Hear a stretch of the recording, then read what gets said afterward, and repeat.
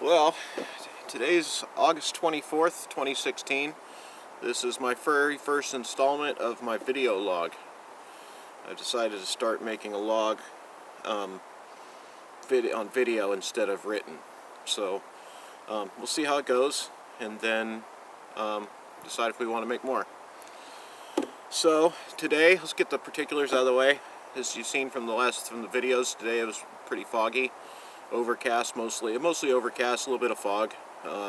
Temperature is about 55 degrees and there's very little wind, if any. So this week I've been working on quartering shots. Earlier this week I was having a problem with the machine approximately 15 yards to my left, and facing with the machine on my left, the bird firing about 40-degree angle, fast and far. The landing spot is directly in front of my station, and it lands at about 70 yards. So I'm probably engaging that bird at about 40, maybe a little less, I don't know. Pretty close.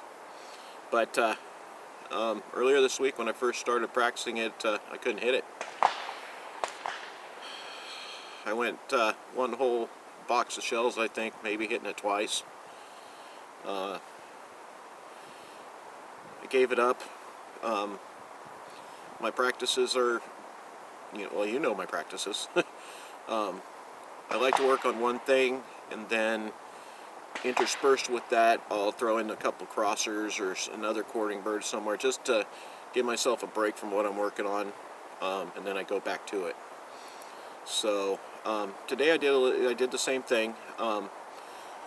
Last time I noticed that when I lift my arm higher, that I hit the bird. Arm low, miss. Arm high, hit. So it's got me thinking either a mechanical issue or, mechanical issue. I don't think it has to do with my arm. I think it has to do more with my weight distribution. When I miss it, with my arm down, when I miss it, I tend to miss above and behind is what it looks like. So today I came in and I set up 4 stations, 5, 10, 15, approximately 5, 10, 15, and a little bit over 20, maybe 23. But in a line, getting steadily farther away from that machine. I kept my arm cocked. I tried a few times with the arm down and missed. I had a little bit of success, but arm up, hit.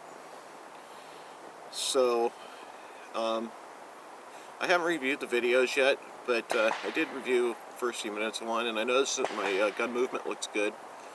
Doesn't look like I'm stopping the gun, but yeah, so I tried a couple times putting weight farther forward and then not bringing my arm up as high, and I killed him.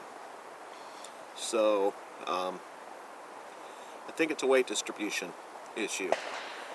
Something about lifting my arm makes me not lean back as I tend to do on left or right.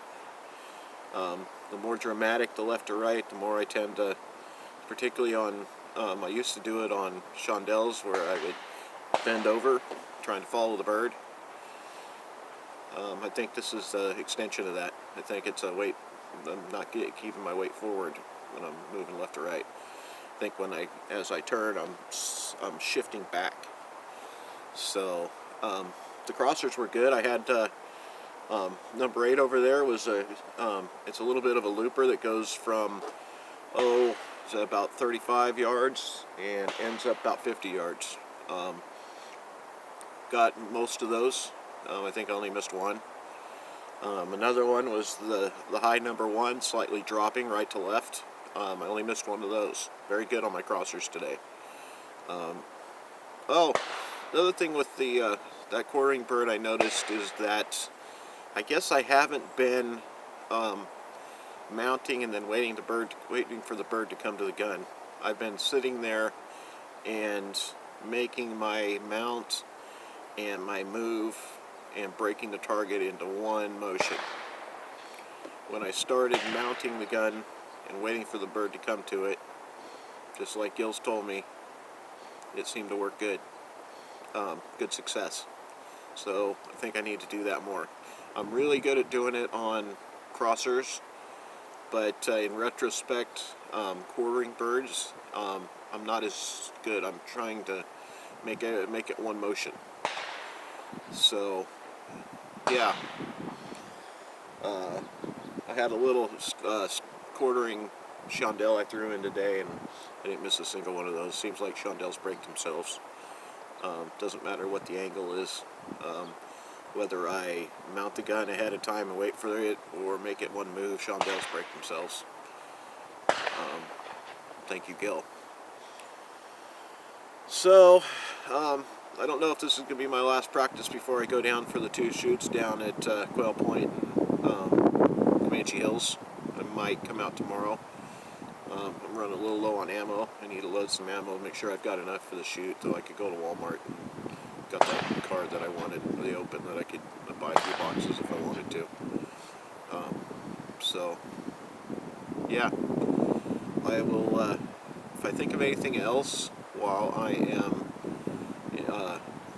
reflecting on this, I will include it in the next installment of this video log. I'm going to try to do one of these after each shoot also, not just at practice. So yeah, that was my day. Pretty good. I think I figured out my problem. And also, just so when you're watching this later, that Gil last night was brought up on the coaching hour about cutting your eyes to a second target, and I don't remember anybody ever telling me not to do that. In fact, I had to text Gil last night after the coaching hour, make sure I knew what cutting my eyes was, because I don't think I'd heard that term before. So, and I have a tendency to do that, I think. No one's ever told me not to.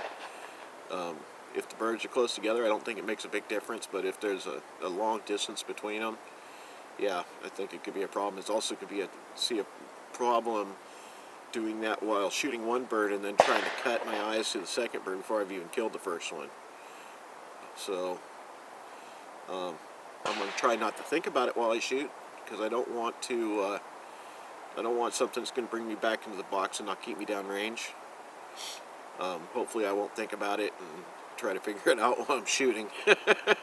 So yeah, this I kind of like this idea of video log.